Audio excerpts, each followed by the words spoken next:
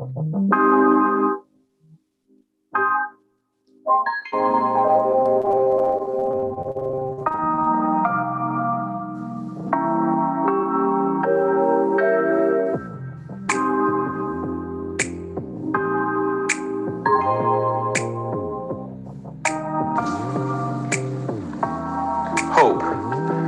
Hope is the expectation of positive outcomes. Hope exists at the intersection of both faith and dreams. Hope is a driving force that propels us to push through day in and day out. Day in and day out since October 13th, 1926, the Alpha Alpha Lambda chapter of Alpha Phi Alpha Fraternity Incorporated has had great faith in and dreams for the city of Newark. Hope. From our local and national programs such as Project Alpha and the Leadership Development Institute, which programs designed for young men of color, to A Voteless People is a Hopeless People, a voter education and registration program, and other programs concentrated on personal and community development as well as economic empowerment. Alpha Alpha Lambda has had a long history of bringing hope to the city of Newark. Our work continues as we embark on our latest endeavor in this mission for the city. The City Council has reviewed and approved an application to develop the Alpha Community Center on the corner of 16th and 100 in the Central Ward. This community center will not only offer an extension of the already robust programming of the Alpha Phi Alpha's Newark chapter, but will also serve as an incubator space to bring innovative and impactful entrepreneurship to the city of Newark. The community center will also serve as an event space for affordable weddings, fundraisers, and the like.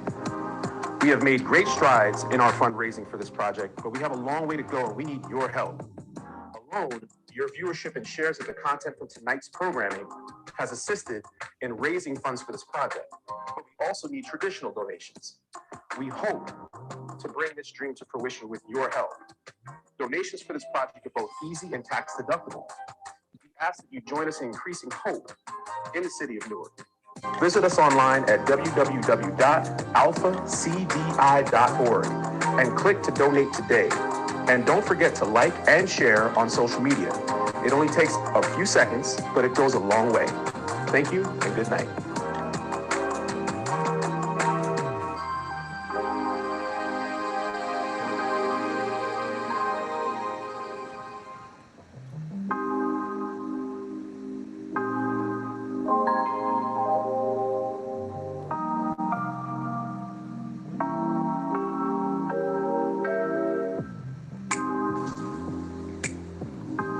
Hope. Hope is the expectation of positive outcomes. Hope exists at the intersection of both faith and dreams. Hope is a driving force that propels us to push through day in and day out.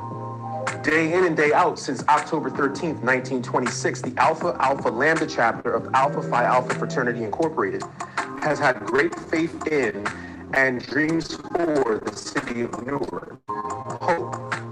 From our local and national programs such as Project Alpha and the Leadership Development Institute, which are youth mentoring programs designed for young men of color, to A Voteless People is a Hopeless People, a voter education and registration program, and other programs concentrated on personal and community development as well as economic empowerment.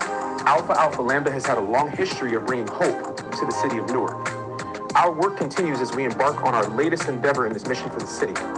The City Council has reviewed and approved an application to develop the Alpha Community Center on the corner of 16th and 100 in the Central Ward.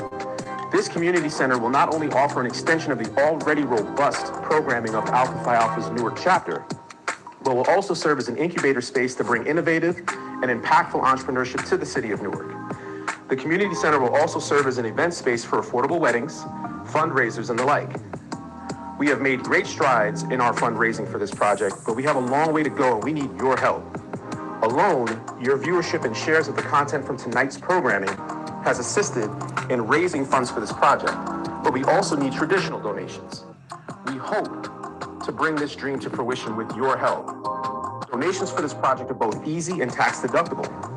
We ask that you join us in increasing hope in the city of Newark. Visit us online at www.alphacdi.org and click to donate today. And don't forget to like and share on social media. It only takes a few seconds, but it goes a long way. Thank you and good night.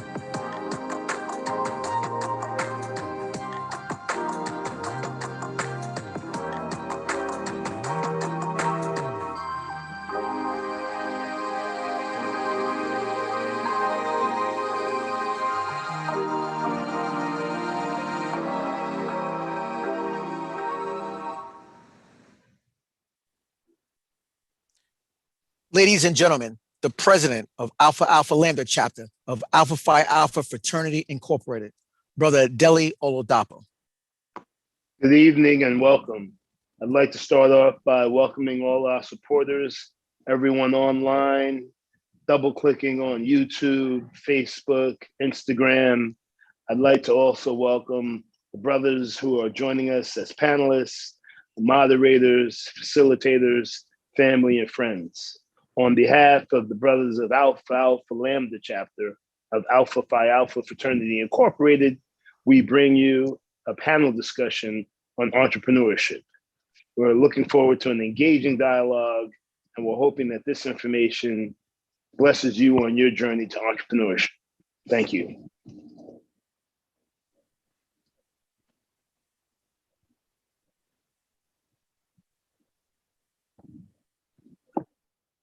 Brother Davis, you're on mute. Thank you, Brother President. Let me introduce you to our moderator for tonight, and that is Brother Russell Robinson. Thank you. He's the financial advisor and assistant vice president at PNC Investments.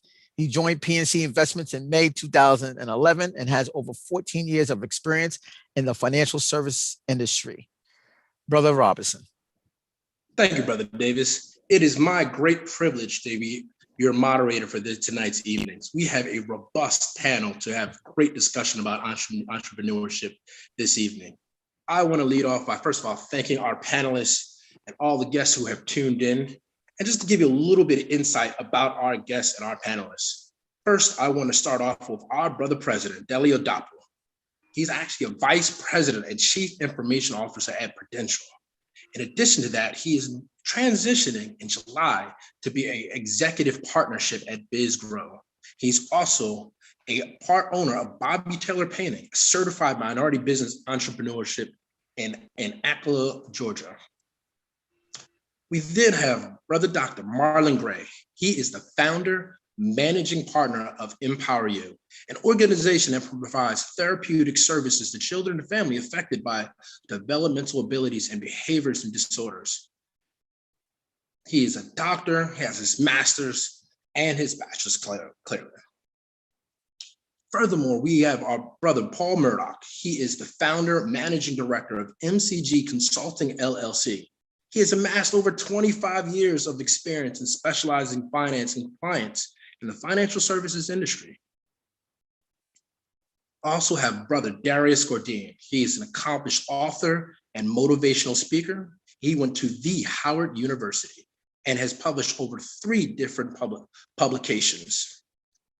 We then also have brother Kevin Thompson, who has launched his own business concepts as a franchisee, has been a serial entrepreneur for quite some time, has lately in 2017 has founded an interactive sports group that focuses on wearable technology in the sporting industry and has a patented and trademark for non-collision in 2019. And I want to thank all our panelists for being our guest speakers for tonight. I want to first start off by allowing each one of them to share a little bit about their stories. Just a few minutes, brothers, for everyone to get a story about how you got started and became an entrepreneur, or where your beginnings all started from. And if you didn't mind, I want to start with our very own president, Brother Oladapo. Thank you, Brother Robinson. For me, my parents being Nigerian immigrants and being serial entrepreneurs, I grew up watching entrepreneurship. So although I've spent decades in corporate America, I've always been involved with entrepreneurship on small, medium, and now large fashions. I do believe that it's one of the keys for our own independence as a people. Awesome.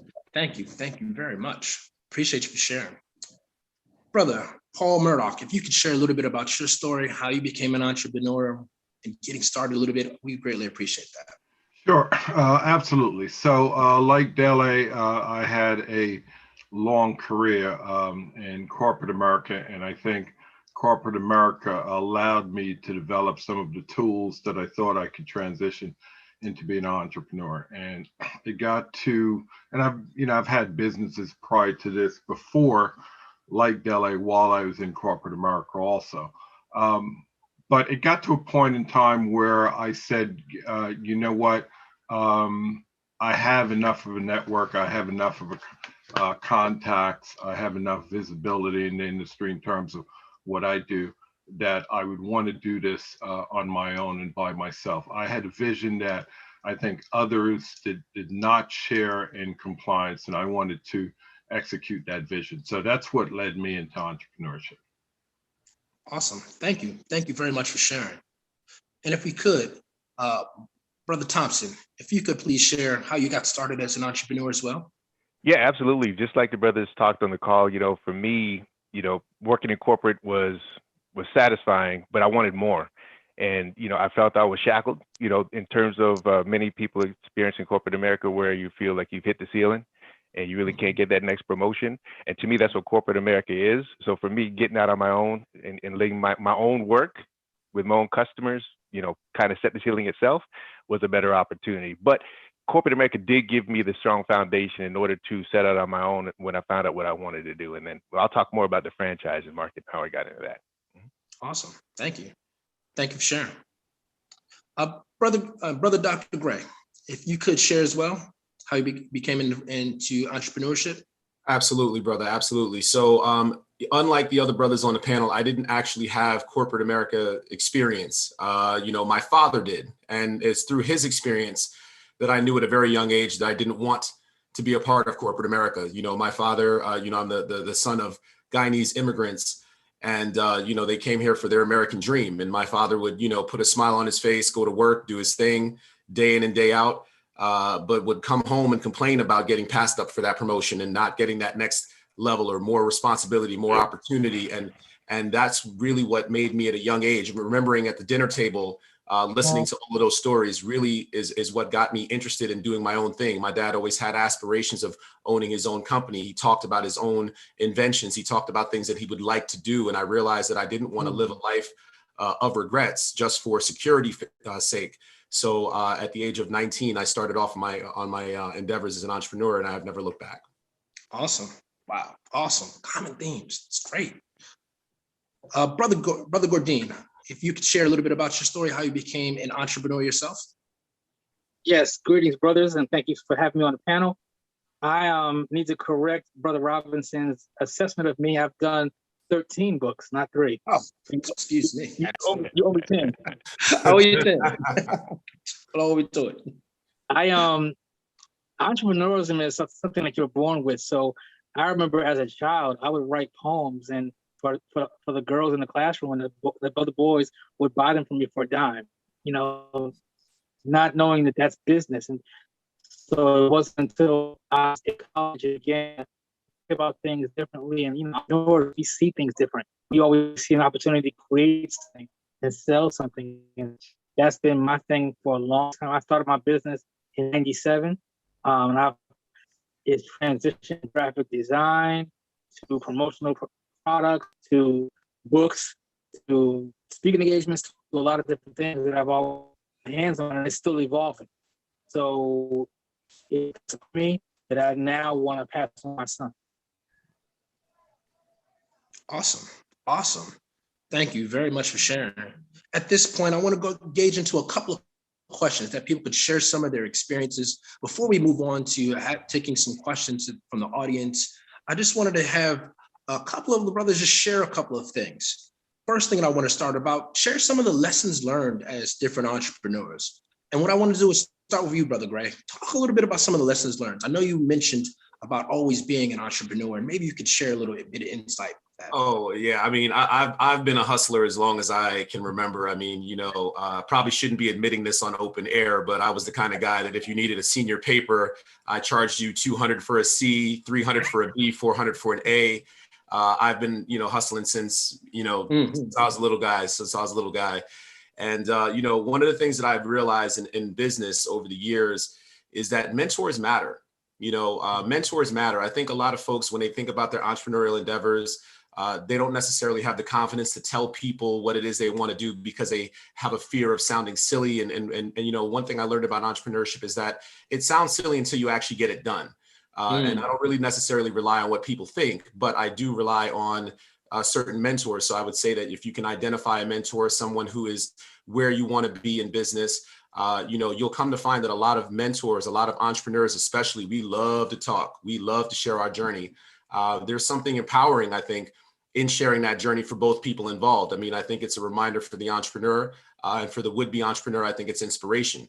Another thing I learned in business is that people matter. The reason I'm in business is because I did have, the misfortune of working for somebody who didn't necessarily appreciate, my ideas and appreciate me as a worker, as an employee, et cetera. But I came to realize in my own endeavors that people do matter. So you recruit, select, and indoctrinate people into the mold of the culture that you're really trying to look for and build, in your organization. I think that matters. Another thing that I've learned, I mean, I've got about 3 or 4 more, and then I'll give my time away. It's been a lot. I mean, I've been doing it half my life, right? So, removing emotion from decision making, another very important goal that people should learn how to do is to regulate themselves emotionally, to make sure that their decision making isn't based on bias or isn't based on emotions. Also, relying on systems rather than emotions, relying on key performance indicators or KPIs. You'll probably hear that a few times, especially from Brother Oladapo. I know he loves his KPIs. You'll hear a lot about that, I'm sure, but relying on numbers really, as Jay-Z once said, men lie, women lie, numbers don't. Learning how to follow, to make sound decisions, not based on your own biases and your own, emotions. So it means that you have to be aware of what those things may be. And the last piece I would probably say is giving back. I think that once you make it in your entrepreneurial journey, you do have a responsibility to give back. It's not just for the uplifting of our people. It's really just for, the love of the game. I think the way that I said that you should seek a mentor, I think at some point in time, you should also become a mentor, sharing your journey. And like I said, it serves as reinforcement for you as to why you're on the path that you're on, but also serves as inspiration for those who are coming up behind you. Awesome. Thank you, brother. Thank you for sharing. Absolutely. Brother Thompson, if you could probably add some of the lessons that you've learned as well, I think that would be really cool. Yeah, absolutely. And I'll focus on the franchise model. So if there's entrepreneurs out there who are looking at becoming a franchisee of some type of concept, I'd say the key things that you want to learn that it took me going into it to learn is, one, you should be buying into a franchise that has an operating model. So a system that works and a system that you can go right into and use, and or brand recognition. So when I see folks going into business and they bought into a franchise and there's no operating model and no one recognizes that brand in the marketplace, that's a hard business to be successful at. So whenever you're looking at a franchise, make sure that you've got a strong operating model and people understand that brand and they can see it and they know what the value is in it.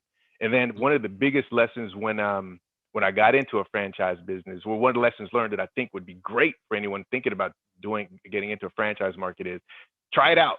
If you can work for that company first, go work for that company first. See if you like it, because if you like that business model and it makes sense to you, you'll probably be successful. But there's many, I mean, I got into a franchise and didn't do that first. And then when I owned it, it was like, I don't know if I like doing this type of business. So get in there, understand it. And then if you like it, then you become a franchisee. Wow. Thank you for sharing. Wow. Makes me wonder then, when I come to think about lessons learned, what about learning from mistakes? At Brother Oladapo, has there been things that you've learned from mistakes as an entrepreneur? Absolutely. And maybe I'll kind of piggyback a little bit on the first question. When I think about the lessons learned and the points of entrepreneurship, 3 words come to mind: resiliency, adaptability, and focus. As an entrepreneur, you have to be thick-skinned, right? You have to be able to deal with life's numerous bumps and blows. You will be turned down, you will be let down, you will be put down.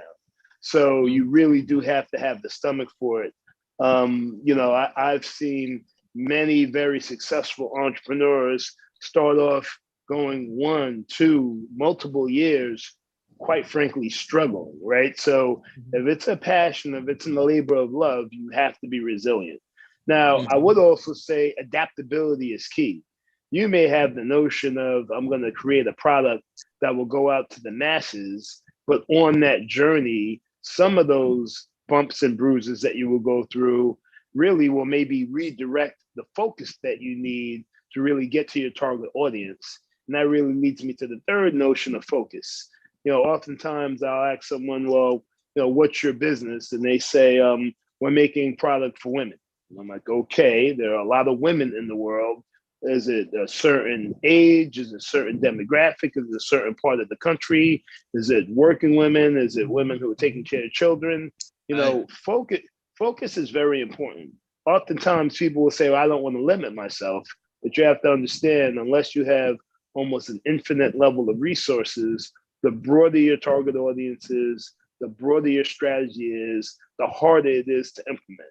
People need to understand what you're specifically bringing to the table. And it's fine to say, I don't do that, and I do this, but what I do at an expert level.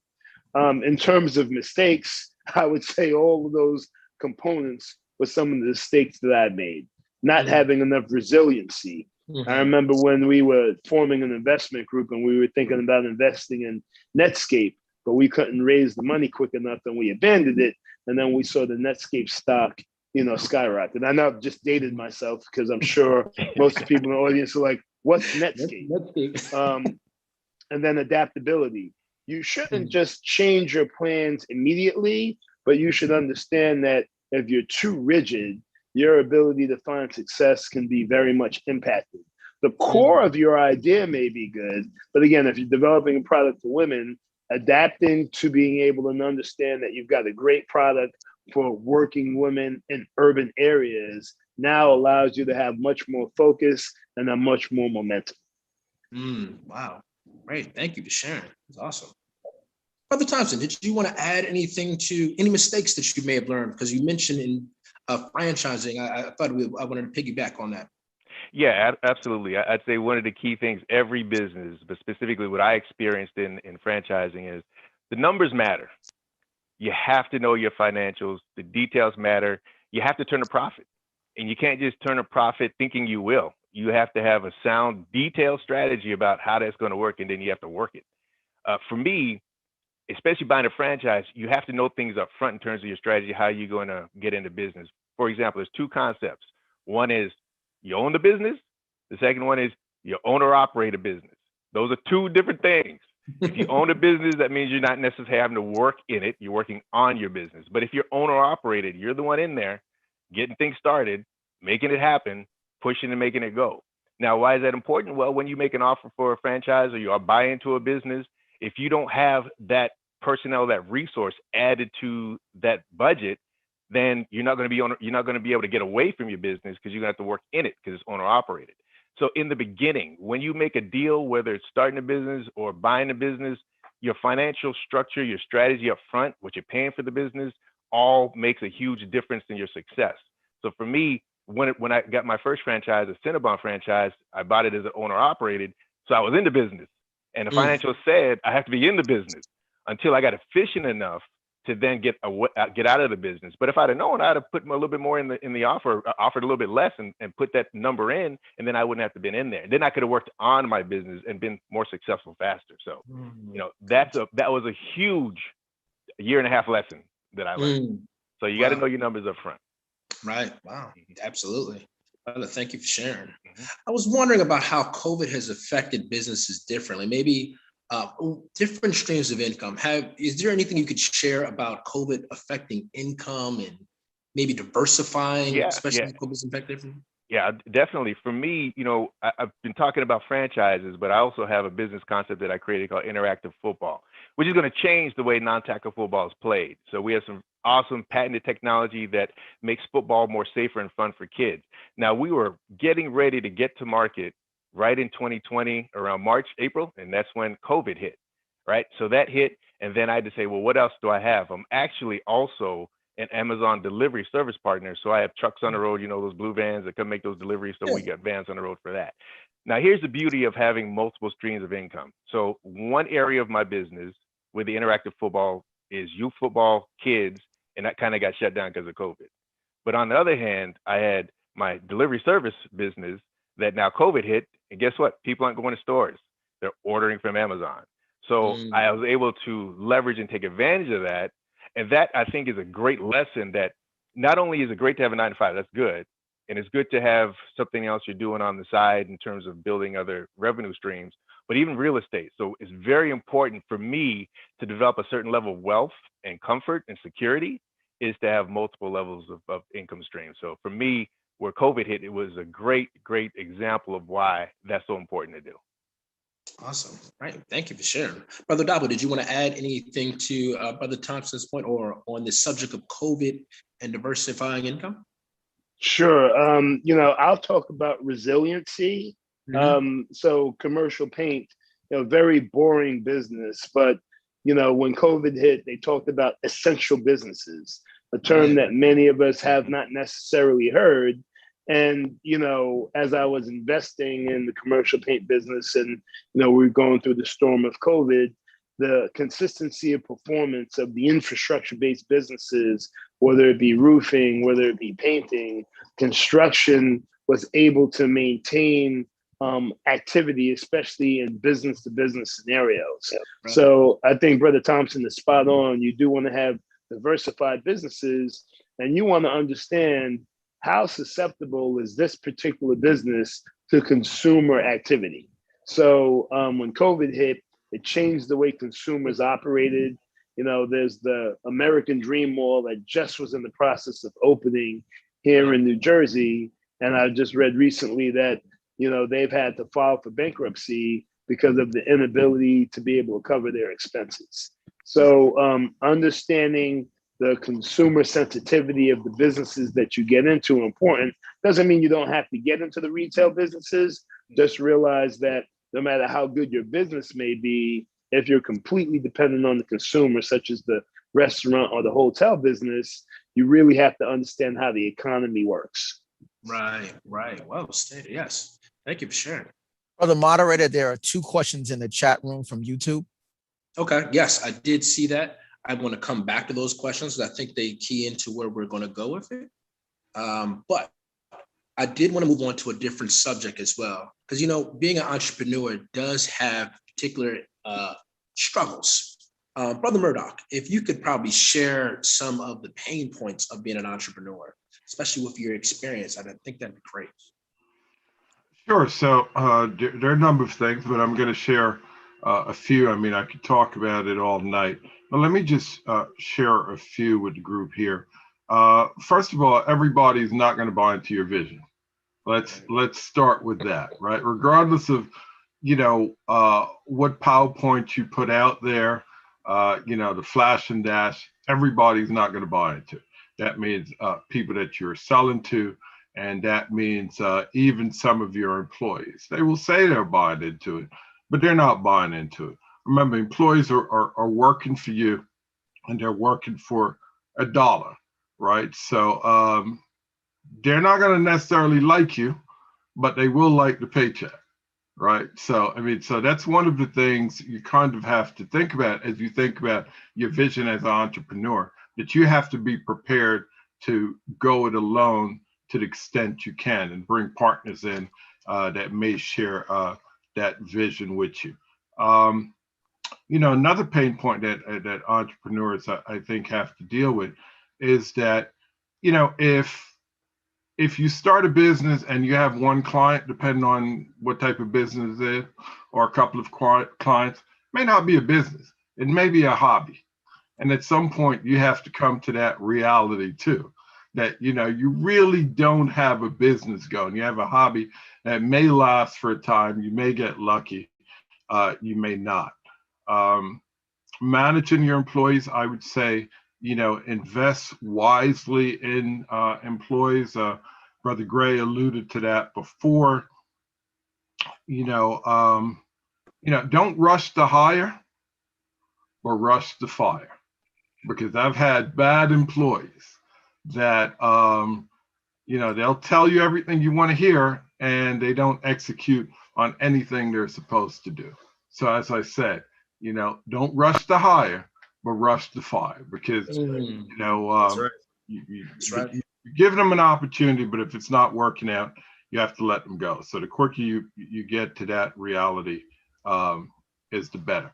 Also, what I've found is that, everyone doesn't have your best interest in heart. in their heart, and you need to recognize who does and who does not. Some people call you to check in on you just to see if you failed yet.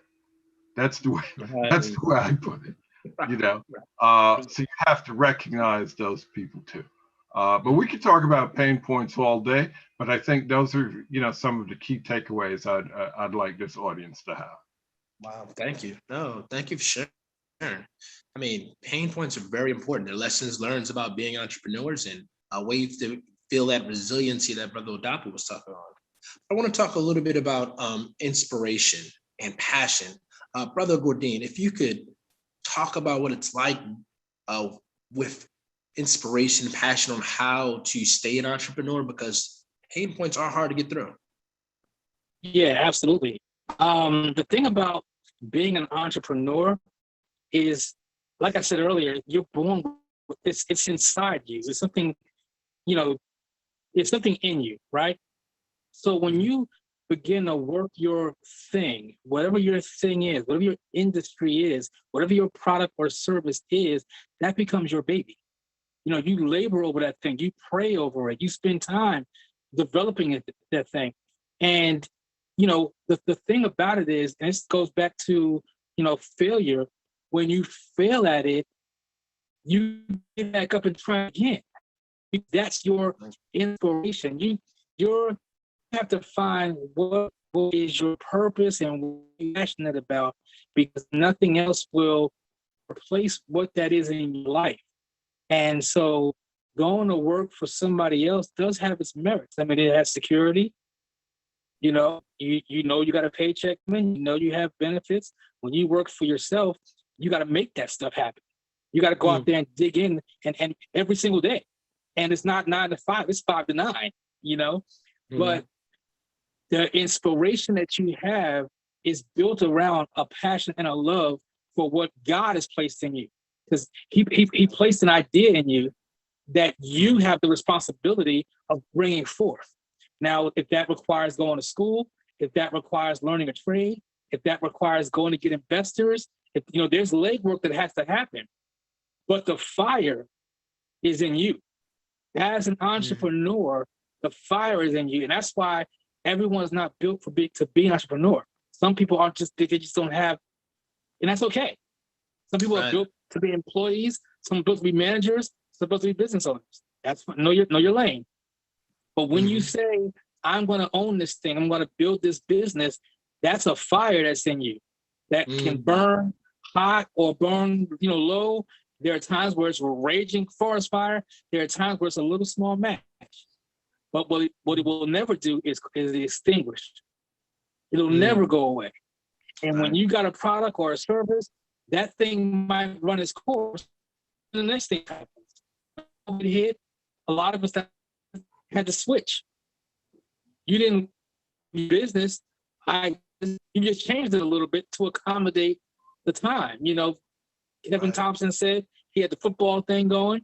COVID hit, he got the Amazon thing going, because he's an entrepreneur.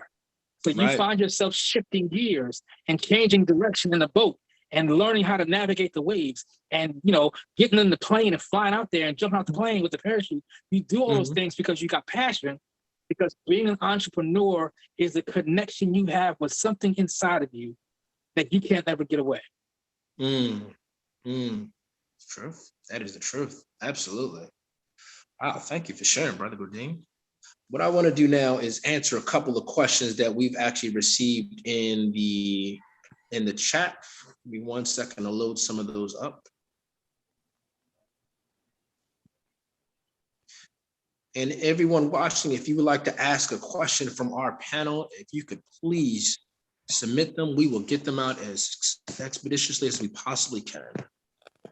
Yeah, I just want to add while Brother Robinson is doing that. I mean, there is a term that's known as entrepreneur, which is you're an entrepreneur within a corporation.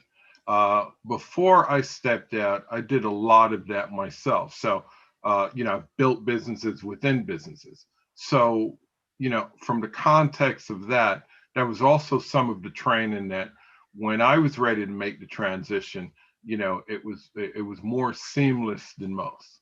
So I just want to add that also. You can start this even within a corporation before you step out. Right. Absolutely. Yeah, I would say that that's absolutely true. Throughout my career, I took on initiatives that turned into entire departments, and that skill set was really similar to building a business.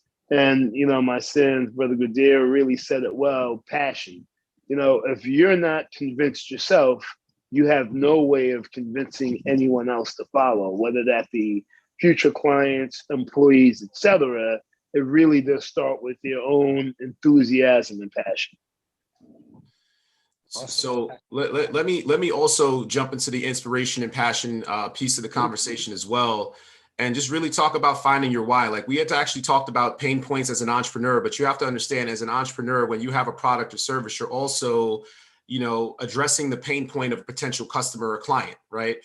So understanding, if your why is aligned with that pain point, you have a higher chance of, especially when you know your audience, when you know your client, you know your customer, you have a good chance of engaging that person and hopefully acquiring them as a client. There's a journey that they talk about in terms of marketing, because that's essentially what marketing does. Marketing speaks to a pain point. Right. That's a commonality for a lot of people. For instance, you have a hard time getting insurance, so you call the general, right? And they might have these wacky commercials, but ultimately the hero of that particular journey is the actual customer who answers the call to action against the villain, which is high insurance rates. And that call to action is buy my product, buy my service. You know what I mean? And so when your why is very, very strong, you're going to have a very strong marketing message, to that person who is feeling that particular pain point as well, and have a better chance of acquiring them as a new client. Awesome. Yes. Thank you. Oh, great share. The first question that came in, if you don't mind to jump in, and I think Brother Oladapo, this question might be posed to you. First question from the YouTube is, what would you say to individual that's in corporate who's beginning to prepare to transition into entrepreneurship? Make sure you take the lessons learned, the skills that you're sharpening in corporate, the network you're developing, and think about your transferable skills. When I look at my next journey in entrepreneurship, leading business leaders on outcomes-driven efforts is a big part of it. The use of technology to automate challenges is a big part of it. The ability to understand the financial objectives of the business and manage the business by the numbers, the KPIs. So many similarities. So being a C-suite executive in an insurance company is vastly different than running roofing companies and boat lift companies and things of the like. But you're still dealing with people. You're still dealing with the notion that people want to be successful to be able to provide for their families. And then, you have to be able to kind of take some of that emotional maturity that you have as a manager in a corporation and realize that same emotional maturity is needed even in entrepreneurship. COVID, as an example, can give you the calamity of the sky is falling. But the reality is, since COVID is impacting everyone, those who are able to remain calm and effective have the best chance of being able to do well. You also need to understand the differences between the two. In corporations, there's billions of dollars of budget that can help you recover if there's a mistake. In entrepreneurship, you're the recovery if there's a mistake. So you are really operating without a net. The stakes are extremely higher in entrepreneurship because the ability for a catastrophic failure in terms of the end of that business is much greater than what you have in the corporation setting. Thank you, brother. And maybe lastly, don't leave so early that you don't have enough of the financial resources and enough of the skill set to be able to weather the storm of entrepreneurship. Awesome. Thank you. Brother Thompson, you mentioned that you had the same pathway from corporate to entrepreneurship. Would you like to add to that as well? Yeah. When I look at it, there's a couple of different ways to exit corporate, and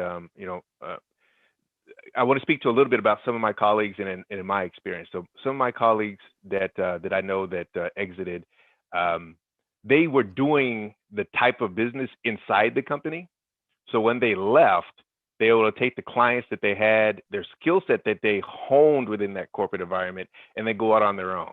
When you do that, that reduces a lot of the risk. So I would say if you're going into an entrepreneurial venture that's very similar to what you're doing today, that's awesome. You got a great chance of success. If you're going to go leave your corporate into something new, something that you don't have a background in, but say like a franchise, then your stepping out is going to be a little bit more precarious if you don't have all your ducks lined up. So I would say you got to do all your homework. For me, the signs of when I felt it was good to transition from corporate to the entrepreneurial side is one, when I felt I had some financial nest egg in the bank to have the wherewithal for a year or two, right? But not 4 or 5 years, because you're never going to be comfortable when leaving, right? You're going to have to step out on faith. You know, the numbers are never going to be perfect. And Right. that's part of it, is that you have to have enough of this got to work or I don't eat in order Right. to keep you hustling. So, you get older, you know, and you want more out of life, and you want to step out and give it a go. So Right. I think when the passion is really hot inside you and you've got enough intellect about the type of business you're getting into, and you feel that you can step out, you step out. You know, one of the things I say about anyone in business, and you talked about lessons learned and mistakes, that's what this is how you deal with those. You're going to have them, so expect them, run towards them, get into them, fix them, and move on and get better from it, right? So you gotta have that thing about, I'm going to move and just go, and then you'll figure it out. You did it in corporate America, you did in everything else you did, you'll do it in this. So you got to just go when you feel you got your ducks lined up. They're not going to be perfect. Move. Well, you know, and you're going to have failures. You're going to have numerous bumps and blows for sure, and you're going to fall. Now you can choose how you decide to fall. You can fall down and lay flat, or you can fall forward and learn. Right. Absolutely. So you have to make sure that you're putting yourself into an environment where you're patient with yourself. You're patient with the overall process. That you understand that mistakes happen, and you're forgiving to yourself, so you don't get too down on yourself and turn away from what would otherwise be a good good opportunity for you. Right. Yeah, that's a good point. I mean, you do have to give yourself a legitimate opportunity. So, I mean, if you believe you're starting a business, and if you believe it's going to take 1.5 years for the business to be successful, I would tell you right now, 9 times out of 10, that is not the case. You want to double that right off the bat, whatever expectations you have. And then you need to figure out how you're going to survive during that 3-year period, right? But I think if you go into it with, eyes wide open, you can get through it. Sometimes people go into business and their eyes are not wide open. They're listening to successes they're hearing from friends and other people, and they're saying, well, hey, Dr. Gray and I went to the same school, we had the same track, so therefore we will be, successful together. Right. That's not how it works. No. Right. Brother Murdock, while I have you talking, I think this next question is really posed for you as well. It says, how do you gauge if you have the network, expertise, or visibility to move into self-employment? Right. So it depends on the type of business you're in. So, for example, I mean, my business is providing regulatory consulting work as well as software development and implementation. So before I started this business, I was already known within the industry with expertise in that. I already had, some of the largest clients. Global clients. I ran, global practices. So I had a pretty big network. Now, having said that, as I said, one of the pain points is people that you thought were your friends, you realize maybe they were not your friends, So, so I would, make some calls and say, hey, Joe, this is what I'm doing now. I did it for you. 6 months ago, a year ago, so who you're dealing with. So throw some business my way. It doesn't come, never came. So So you have to, that's a part of it too. Right. You have to recognize that. Brother Gray, I was hoping you could follow up to that as well. What would be your thoughts on to that as well? And if you like, I could repeat the question.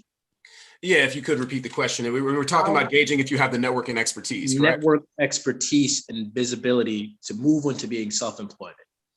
That's pretty interesting. I think a lot of it just comes down to having overall confidence in yourself, but also you have to know the lenses of innovation. When you have an idea that you think might be somewhat disruptive, that might be able to, it's strange because you have to network around that pain point, around that problem space that you're looking to solve. But the thing is, you have to be very wise about it. You can't just tell everybody what you're thinking to do, because sometimes somebody who might have a little bit more capital or is in a different position could beat you with your own recipe.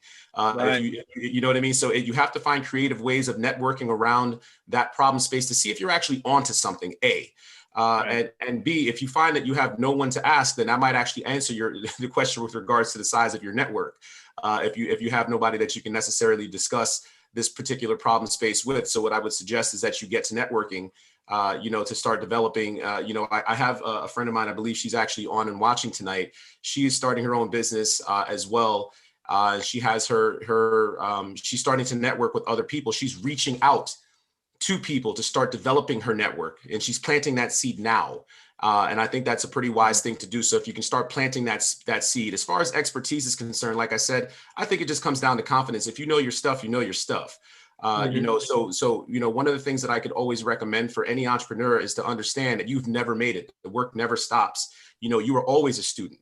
That's one thing about entrepreneurs that's really amazing, is that they're always students. I mean, how many entrepreneurs had to learn how to pivot during COVID? You see the people with restaurants, that built these wooden structures in order to stay open so they can continue to pay their rents and keep their businesses open and retain employees. I mean, entrepreneurs are always students. So with regards to expertise, understand that you've never made it. You're never the smartest person in the room. If you are, you're in the wrong room. You make sure that you are always a student. And in terms of visibility, again, I think a lot of that comes down to the networking and the visibility. I'm not necessarily worried about too much, because I think that when you're coming up with a new idea or a new concept, you do a lot of that stuff almost in silence, right? You don't want to be highly visible doing that, because again, somebody could see what you're trying to do and replicate what you're trying to do, beat you with your own recipe. And I've seen it happen. I've definitely seen it happen. So, you want to make sure that the visibility part, I think, comes along with the marketing later on in the process. But I think networking around the idea and making sure that you're being a student, to the particular pain point that you're trying to solve and what you're trying to introduce to the market, I think are more critical. Awesome. I just want to, for a quick minute, I just want to push back on one point that Dr. Gray made. And that point is technical expertise. Sometimes, my father was an engineer, and, engineers believe that if they create the best technical product out there, people will come and buy it. I would say you need marketing. So you have your core technical expertise for what you're buying, but you also need to get your marketing game up so that you can get people into the door. Absolutely. And that's where it comes back down to understanding those pain points and creating a marketing strategy that does go through that hero journey, where you're telling the person, like, listen, if you are experiencing X, Y, and Z, here is the tool to get you past this particular pain point. Here's my solution. They don't necessarily need to understand how much it works. They don't need to understand the technical intricacies of it, but they need to understand that it's something that works, for them. So to Brother Murdock's point, the marketing is also a critical piece. And that's where you're going to gain your visibility. One comment I'd like to make is, a lot of this discussion really comes from the vantage point of starting a business from scratch, which that's the typical scenario in entrepreneurship.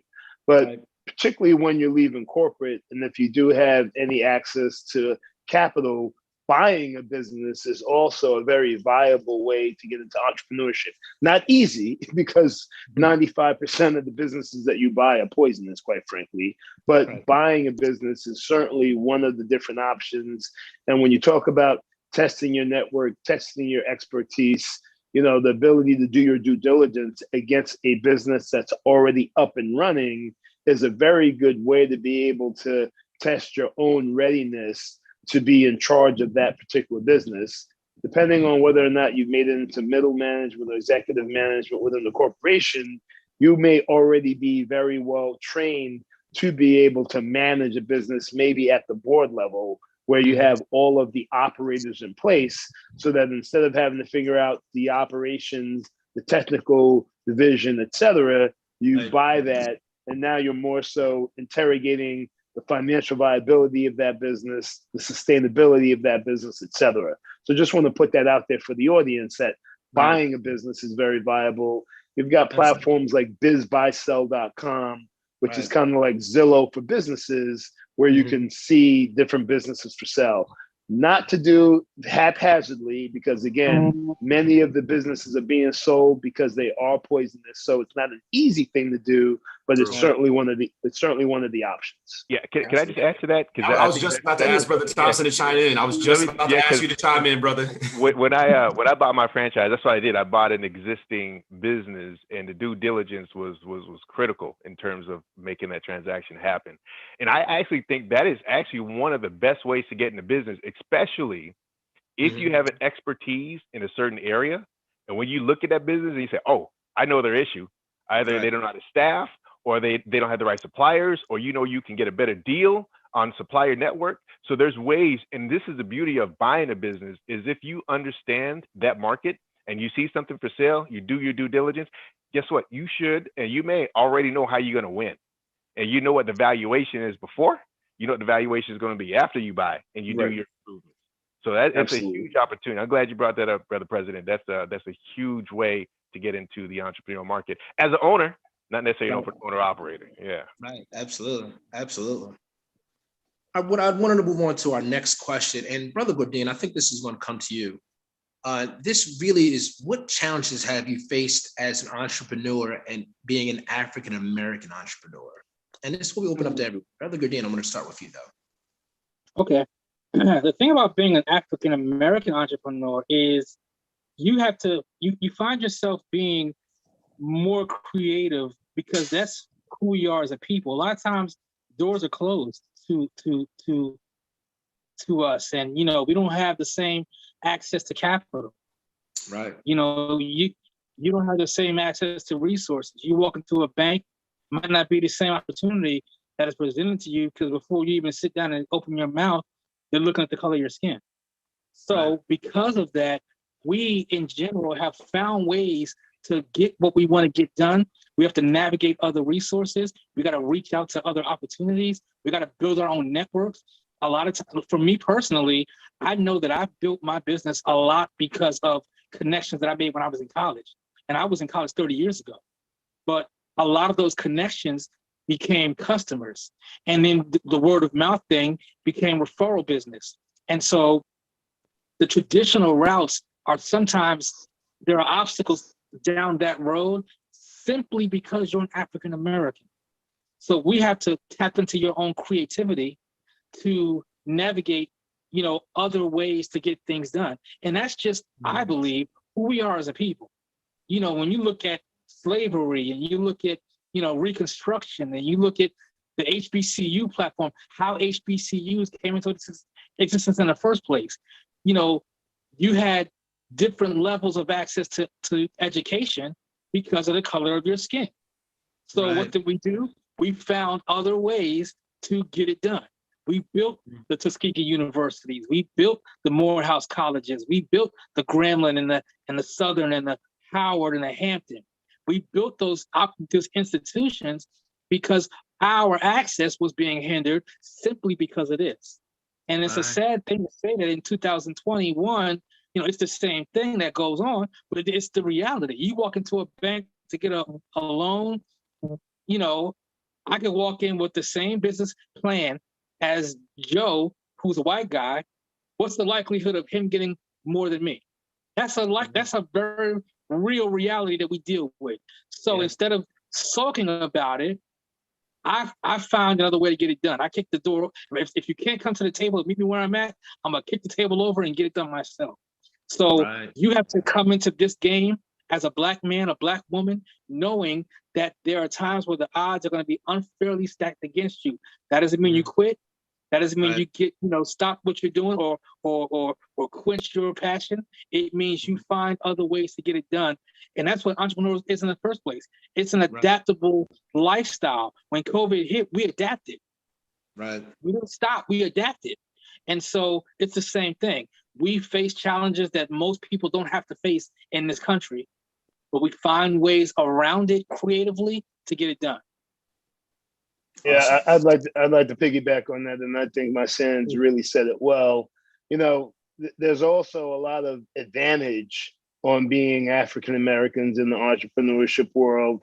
So in BizGrow Partners, we buy businesses that are already profitable, that are doing $1 to $2 million of EBITDA, net profit.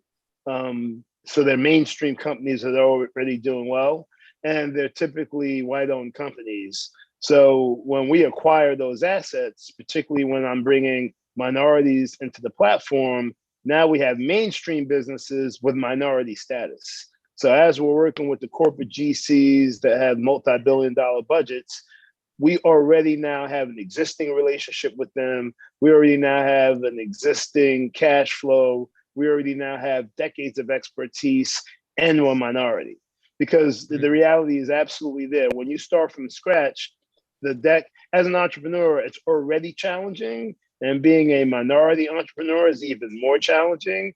My parents are Nigerian, so watching foreign, minority folks try to do things. But I saw my mother, set up a daycare center starting as babysitting. And then she had one of the largest daycare centers in Staten Island. So I kind of saw the impossible happening in my household on a regular basis. With my corporate background, the ability to be able to speak to the importance of diversity while being able to perform has now put the businesses that I own in the pole position, in that they're already up and running, yet we're able to articulate very crisply the value of our diverse presence and the value of our diverse ownership. So it's always about, how do you take those lemons and make lemonade? You have to be very sober about those facts. But, when I look at a rapper like Jay-Z without any formal education, not just becoming wealthy as a rapper, I would actually say he used rap as his vehicle to higher level entrepreneurship. But I marvel at his ability to master M&A, to buy a title for 150 million or maybe 56 million or something like that, and then sell it at 250. Or to see Dr. Dre sell beats to Apple for what turned him into a billionaire. So I kind of said to myself, well, if rappers who have, maybe criminal records have been able to traverse entrepreneurship and do it at the M&A level and become billionaires, then certainly I can become a 100 millionaire, if you will. So yes, we have challenges and obstacles, but we also have many examples of the Oprah Winfreys and the Jay-Z's and the Diddy's. Our frat brother, Robert Smith, who graduated from Cornell and then traversed to be, I think, one of the richest African-Americans in our country. So it can be done. It won't be easy, but there are many examples of how it can be done. Absolutely. Brother Gray, if you would like to add. I was actually going to add into that. I was going to say also, for myself being a state and federal contractor, having that minority owned business status actually does go a long way. There are initiatives that are out there with corporations and certain government bodies that, are looking specifically to do business with, African-American or minority-owned organizations or women-owned organizations as well. Or if you have both going on, if you're an African-American woman or a woman of color, you really got it going on. But, there are initiatives out there that do exist, for folks to say, hey, listen, these corporations are looking specifically to do business with these types of organizations as well. So, that part of it does exist. I think that what Brother Gourdine said was absolutely correct. If I go into a bank and I have, an Asian or a Caucasian counterpart that goes in for the same purposes, maybe less credentialed, whatever the case may be, they're probably walking out with more than I am. But also, achieving that status of a minority-owned business has helped me out tremendously as well. So I definitely see his point, and I see Brother Oladapo's point as well. Thank you for sharing. Our next question that actually came in is actually a good one, and I actually want to open it up to the panel. How Yeah. has being an entrepreneur affected your family life? That I want to jump on. That I want to jump on. I have to say, and I'm going to share a very real story. So do pardon me here for a second. I'm not going to get emotional or anything else along those lines. But I have a 12-year-old son, and I think that when he was born, a lot of things that needed to die within me did. And a lot of things were born within me. I didn't know that level of love until I looked into his eyes, period. Mm-hmm. And, my family was everything to me. But I think that the way that I used to hustle back in the day, I was the kind of guy that would catch a flight. I'd leave my house at 4:00 in the morning, catch a 6 a.m. flight, be in Atlanta, buy a few properties, take a flight over to Miami, buy a property, come back, and I'd be home by dinner, right? The same day. I was hustling a lot. I was doing a lot. And it's because I was not taking time for adequate self-care. I wasn't taking time for date nights. I wasn't taking time for family days. When I was around, my phone would always ring. My son's mother used to say that I talked about business in my sleep. To a point where even though I could be physically present, I wasn't present. So I say that to say this. Make sure that you are taking time for yourself, making sure that you're taking time for your families. If your significant other, make plans to, put a conscious effort into shutting the phone down, putting the phone away, and just really trying to be present. I think what I used to struggle with earlier on in my entrepreneurial endeavors was really being present for the things that really mattered in life. I was hustling for my family. I was hustling for my son. I was hustling for myself, but I wasn't really taking care of those fronts because I was so busy hustling, if that makes any sense. Yeah. So with that said, make sure that you are taking that time. If Tuesday night is your Tuesday night with the wife and you're going to be cooking or going out, for salsa lessons or whatever it is, do that and be present. If your child has football on Saturdays, do that and be present. Put the phone away, put the emails away. The business is not going to go anywhere in those moments while you're making that time for what's really, really important in life. Because if we're not working for these things, if we're not working for family, what are we really working for? Right. Yeah. Let me jump on that too, because I could tell you that I've left a corporate job because of that, where I could have made a lot more money, but I probably would have been divorced and my kids would have hated me. And I actually stepped away from that situation to do something else. When you look at it from an entrepreneurial perspective, though, Dr. Gray is absolutely right. You have to carve out those lanes. You have to make a decision as to whether you want your family to be first. And I know people that have not made that decision and they've paid the consequences. So that choice becomes yours, but you can do it. And you also need a partner that is very supportive.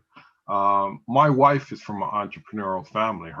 The business still exists today, but her father started a printing company back in the 60s, a very successful printing company. As I said, it still exists today. So she knows, what the trials and tribulations and what the pain of running the company is like.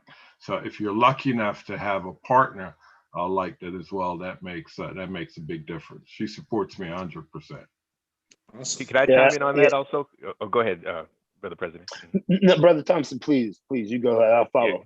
Because I was just going to say, because for me, entrepreneurship it's a hell of an opportunity, and it's great. And it's, if you're successful, it's like a drug. I mean, it really gets you going. But in the beginning, it's hard. Did I say it's hard? It's hard. And that I don't want anyone to think that it's great in the beginning. You got to grind, and the people around you have to understand that you're on that grind. And that grind might be a year, it might be a year and a half. Most businesses are successful after 2 years. It's a 2-year commitment to sacrificing Saturday mornings, Friday nights, all that stuff that used to be regular and easy. You got to be on. I mean, you got to give it everything you got. So for me, I think having a support with a spouse or family definitely can't neglect, but you got to know that there's going to have to be some sacrifice. The sacrifice is real, and it's not like a movie where, oh, isn't that look sad, or I know you can make it through it. This stuff is painful, but I can guarantee you, I mean, some of the stuff that after you go through that, oh man, the lifestyle is awesome. I mean, it's beautiful. My mother-in-law's birthday is today. My wife said, hey, you want to go to lunch with us? And let me ask the boss. Boss, yeah, sure. I'll join y'all for lunch and change my schedule up. So that kind of freedom I love, but it wasn't like that in the beginning. Nothing like that in the beginning. Right. Yeah. I agree with all of the comments that the brothers have made. For me, the notion of generational wealth is probably the most impactful component of the family dynamic when we talk about entrepreneurship. My son Brandon, who's also a brother of the fraternity, he graduated from university at the end of last year. And as I was going through the process of buying the business, he interned at, major corporations. And, I thought he was going to go ahead and do the corporate thing. And I was fine with that. And as he was nearing the end of his time in college, I said, well, what do you want to do? And he said, well, I'm thinking about coming to work in the business that you just bought. And, it's funny, I've been having him read books like Rich Dad, Poor Dad and Think and Grow Rich, etc. And I said, well, wouldn't you want to work for a corporation and get experience? And he basically said, well, I'd rather work in a company that I have absolute opportunity to own, as opposed to maybe in a corporation that I'll never be able to have that opportunity to own. And it was at that point that I knew I was absolutely doing the right thing. My twins who are 16, my son Alex is going to go teach smaller kids how to play soccer. That's his passion. But my daughter is actually going to intern in the business, helping out in the back office, doing travel activity, admin activity, and working on KPI reports. So just being able to offer up a different path to my own children on the entrepreneurship side is something that even at the C-suite, and as powerful as I was at that corporation, I can give them maybe opportunities to become corporate athletes, but not really a path to equity and generational wealth. Wow. Thank you. Thank you for sharing. Brothers, before we begin to wrap up, I did want to give everyone a chance to give their final thoughts and share their final words of wisdom. But I do want to ask all the participants, everyone that is watching and enjoying our program, to please follow us at AAL Community Center on YouTube. We would appreciate your support and subscribing to follow us at AAL Community Center. With that being said, I did want to ask for to share your last words of wisdom. And Brother President, since we have you up, I want you to start. Sure. I would say play this session as many times as you need to, especially when you're in your tough times of your entrepreneurial journey. I'd also say, understand your why, as Brother Gray said, because when you hit those moments of failure, when you hit those moments of despair, you need to really be able to dig deep and understand why you're doing this so that you have the resiliency to move yourself forward. And then really as a people, I think we still have more opportunity to invest and support each other more fully. I remember, when my sons had, one of his many books, I had to make sure that I was going to buy those books, right? Listen, we have to work with corporations and we have to work with people who don't look like us, of course, but I think we as a people can do more to invest in each other and push each other forward. And that doesn't always have to mean monetarily. That could be advice. That could be patronizing the service. That could be providing a strategic opportunity for that person. I think sometimes we're jealous of each other, quite frankly, and we need to push that to the side, because that person's success can be the opportunity for your child in the future, right? So we need to be able to be much more open at investing with each other, even if we don't necessarily see the vision, find ways to be supportive. Thank you, Brother President. Brother Paul Murdock, if you could give your final words of wisdom. So it's a long journey. It's not for everyone, but I could tell you personally, for me, when a client cuts me a check or wires a check into the company account. For me, that's one of the highlights because I know I've provided a service that is valued, that somebody's going to actually cut a check for. And for me, that's kind of what it's about, the fact that I have solved a client problem and they're willing to cut me a check. So it's great, but it's not for everybody. Right. But by the way, only large sums of money get wired. Okay. I wasn't even going to put him on blast, but you're correct. I was thinking, yeah, we'll let that go. We'll let that go. Brother Thompson, if you could share your last words of wisdom. Yeah, I have two, and they've been very impactful in my life. One is anytime I've had a problem and I'm like, I don't know how to solve this, and I've actually asked for help. It's amazing how if you ask for help, you get help. The illusion is that successful entrepreneurs have this wisdom and they just make things happen. You know what? They are wise because they probably ask questions to a lot of people who know the answers. And they know some of them. They can put it all together. So always ask for help. Don't think you're out here trying to do it by yourself and have to figure out everything by yourself. Ask for help.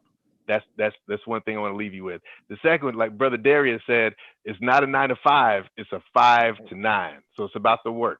So be willing and embrace the work. Embrace what you're getting into. I mean, get all into it. I think if you're all in and you're willing to ask for help, you should be successful, or you'll be closer to it. Absolutely, absolutely. And Brother Dr. Gray, if you could give your final words of wisdom. If you can meet with triumph and disaster and treat those two imposters just the same. There's a lot of that in business. There's a lot of that. Try to keep, an even head in the face of triumph and disaster. The disaster you face today doesn't necessarily mean it's lights out tomorrow. And the triumph that you see today doesn't mean that you've made it, that you've arrived, right? So you have to make sure that you're keeping a level head in this journey of yours and staying focused on where you're trying to go. And do understand that, as you grow as an entrepreneur, your goals are going to continue to push forward. They're going to get a little larger, right? So take care of those little incremental steps. Enjoy every last one of those little incremental steps. I'm going to get, 5 customers by May. I'm going to get, 17 customers by June. I'm going to get 100 customers by next May. Whatever those little steps are to getting there, stay focused on what it is that you're trying to do. Don't get yourself too down when you have, when you fall off a little bit. Again, you can choose how you fall. Do you fall flat or do you fall forward, right? And fail forward and learn. So make sure that you're embracing those learning opportunities as they present themselves. Every day does present a learning opportunity for the season. Go and seize it. And then, the other piece is, again, when you have the triumph, don't let it get to your head. Be humble and remain a student to the game. Absolutely. Thank you. Thank you, Brother Dr. Gray. And last but not least, Brother Darrius Gourdine, if you could please share some of your final words of wisdom. Okay, so I would say this: no matter what your industry is, no matter what your service is, no matter what your product is, no matter what your business is, when you decide to leap on faith and take your passion and turn it into a business, you got to learn how to pray.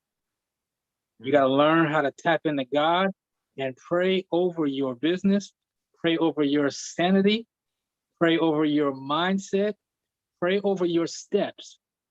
And I always tell people there's 2 things you need to pray about. Number 1, pray for your business to be successful. And then number 2, thank God when it is. When he blesses you and allows you to start seeing success, don't forget about the time when you were flat broke. Don't forget about the nights you stayed up night after night after night till 2, 3, 4 o'clock in the morning trying to get it off the ground. When it's off the ground and it's rolling and everything is clicking and it's happening, thank God for it.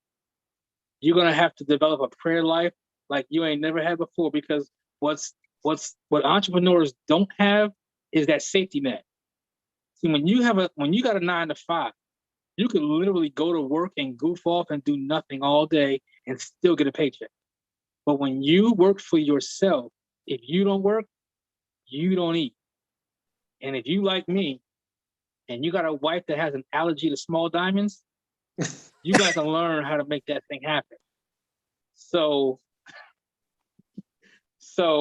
learn how to pray, keep God in your business, keep God in your life, but be thankful. Be grateful for what he does for you, because he will open doors for you. He will move things out of your way. He will bring opportunities and people to you that will support your business or give you advice or refer you, whatever needs to happen. He's got your back. But be grateful, learn how to pray, and keep your fire burning. Keep flexibility. Be able to change and adapt. Do all those great adjectives, but don't forget to pray.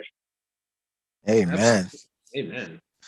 Well, I want to take this time and thank our distinguished panelists. We really appreciate all your words and wisdom and information you've shared. I do apologize for some of the questions. We had a lot of questions that we weren't able to get to because of time. But again, thank you very much for this coming to enjoy this evening's program. Please subscribe and click to the AAL Community Center on the YouTube channel. And with that, I want to turn it back over to our Vice President, Brother Davis. Thank you. Thank you, Brother Moderator. Great job, panelists. Before I turn it over actually to our president, Brother Oladapo, I am sharing the screen. I just want all you to know that on Juneteenth, this Saturday, we have a grand celebration at 7 p.m. The Alpha Lambda chapter of Alpha Phi Alpha Fraternity Incorporated is teaming up with the city of Newark, and we're reviving the Black experience through visual and performing arts. It's going to be live from Newark Symphony Hall. You'll see it on channel 78. You'll see it on Facebook and YouTube from Newark Symphony Hall as well. It is free. We do ask for a suggested donation of $20. You can go to gofund.me/A3ADC63D. Again, it's this Saturday, June 19th, as we celebrate our Independence Day. Brother President Oladapo. My, what a great session that we've had. I know I've learned quite a few things. I need to start off first by thanking Brother Fred Davis. This is actually part of the programming for Brotherhood Week. Just a note of entrepreneurship. Surround yourself with people who are outstanding and better than you are. And Brother Davis is certainly an example of that.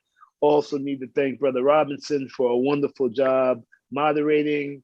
Want to thank all the esteemed panelists and all of the brothers who support, and most importantly, all of the people in the community, family, friends, and supporters. Without you, we are nothing. I hope that you all have been able to take even one or two pieces of information the way that could be helpful. Please do play this information again and again, and reach out to us individually, even as a group, if it makes sense. Get that help. Brother Thompson said it so well. You do not need to have all of the answers. You need to have the wisdom to seek the answers from people who have the expertise. We wish you all of God's blessings and God's grace, and we wish you all of the luck and tenacity and resiliency that you may need in your entrepreneurial journey. Blessings, and have a wonderful night.